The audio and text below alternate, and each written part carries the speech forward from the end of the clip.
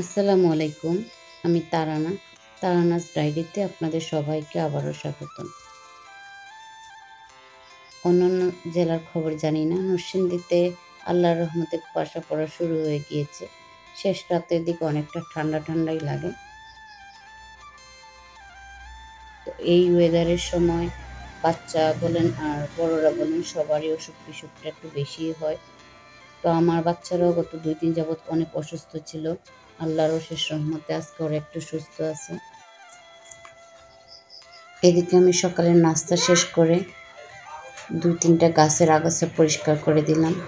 তারপরে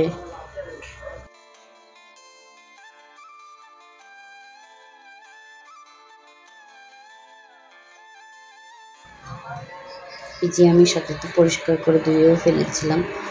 কারণ আমাদের ঘরে তো সবচেয়ে বেশি কাপড়ই নোংরা হয়, কারণ আমার ২টা বাচ্চা। আর যাদের ঘরে বাচ্চা আছে তারা তো জানেনই বাচ্চারা কী পরিমাণের কাপড় নোংরা করতে পারে। আর গ্রামের একটু বেশি আমার কাছে কেন জানি মনে হয় যে কাপড় চোপড়ে ধুলাবালি বেশিই লাগে। আর আমরা হচ্ছে রোড সাইডে একদম মেইন রাস্তার সাথে আমাদের ঘর, তো এর জন্য আরও বেশি। এদিকে আমি সকালে কাজ শেষ করে আসছি দুপুরে রান্না করতে।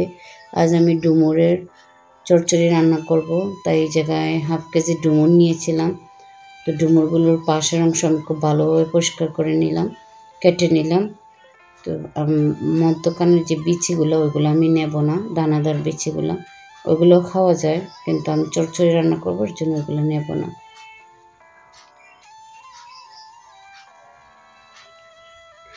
এদিকে আমি একটি বাউলের মধ্যে 2 কাপ পানি, একটু লবণ, একটু হলুদ দিয়ে ডুমুরগুলো 10 মিনিটের জন্য ভিজিয়ে রাখবো, যাতে ডুমুরের মধ্যে যে কষগুলো আছে সেগুলো চলে যায়। তারপরে আমি একটা কড়াইয়ের মধ্যে 1 কাপ পানি দিয়ে একটু লবণ দিয়ে ডুমুরগুলো খুব ভালোভাবে নর্মাল পানি দিয়ে ধুয়ে সিদ্ধ বসিয়ে দেব।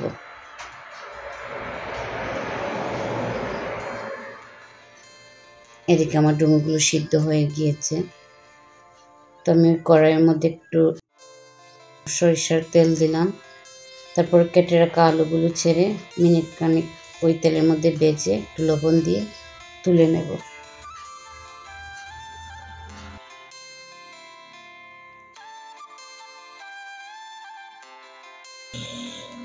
আমার আলুগুলো ভাজা হয়ে গিয়েছে, এখন ওই তেলেই আমি ডুমুরগুলো ছেড়ে দেব। ছেড়ে আমি মিনিট খানেক ডুমুরগুলোকেও ভেজে তুলে নেব।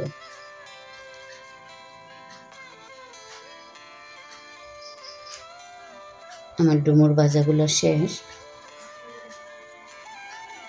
এখন আমি ওই কড়াইয়ের মধ্যে একটু তেল দেব।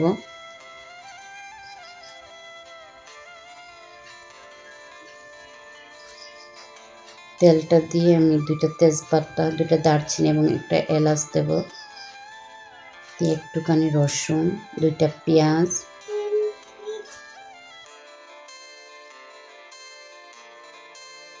দিয়ে ভালোভাবে নেড়ে কষিয়ে নেব।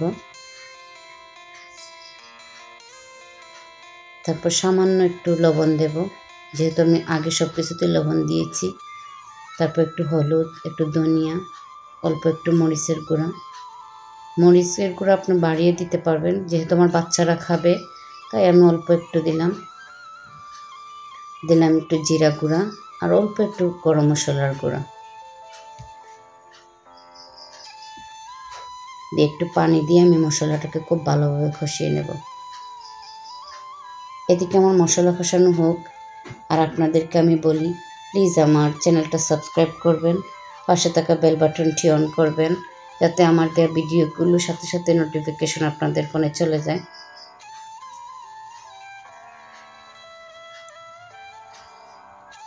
আমার মশলা কষানো হয়ে গিয়েছে। এখন আমি ভেজে রাখা আলু আর ডুমুরগুলো দিয়ে দিচ্ছি। দিয়ে মিনিট খানেক আমি মশলার সাথে এগুলোকে কষাবো।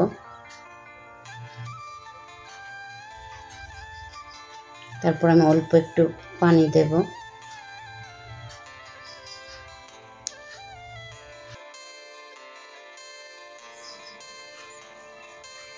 অল্প একটু পানি দিয়ে 3-4টা কাঁচামরিচ আমি মাঝখান থেকে ভেঙে দিয়ে দেব, যাতে এটার গ্রানটা বের হয়, কিন্তু জালটা বের হয় না। তারপর আমি ডেকে রেখে দেব 5-7 মিনিটের জন্য। আলহামদুলিল্লাহ আমার ডুমুরের চচ্চড়ি রান্না শেষ। যেমন দেখতে হয়েছে, খেতেও মাশাআল্লাহ অনেক মজার হয়েছিল।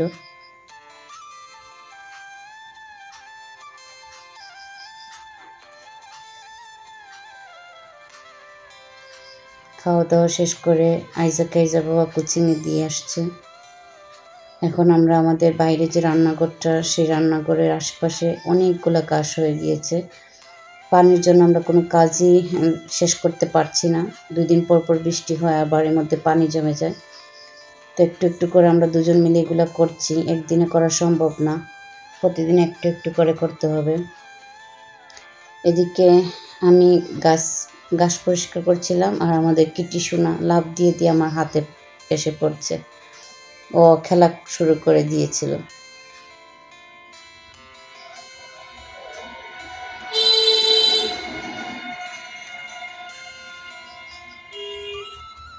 যেভাবে ঘাসগুলা বড় হয়েছে,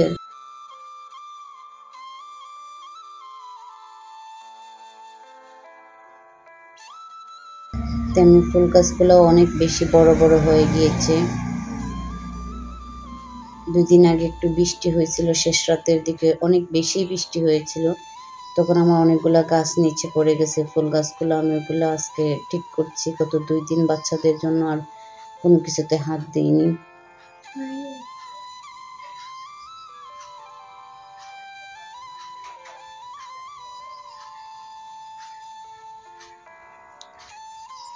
এদিকে আইজাকে আনতে আইজার বাবা চলে গেছে। আইজা চলে আসছে বাসায়। এখন আমি চলে যাব ওদেরকে বিকেলের নাস্তা দিতে। তো আজকে আমি বিকেলের নাস্তা ওদের জন্য তৈরি করেছিলাম এগ স্যান্ডউইচ। আমি যেহেতু ওদেরকে বাইরের কোনো খাবার দেই না, তাই আপ্রাণ চেষ্টা করি ঘরের মধ্যে স্বাস্থ্যসম্মতভাবে ওদেরকে মুখরোচক খাবারটা তৈরি করে দিতে। তো আজকের মতো নতুন একটা দিনের প্রত্যাশায় আল্লাহ হাফিজ। আসসালামু আলাইকুম।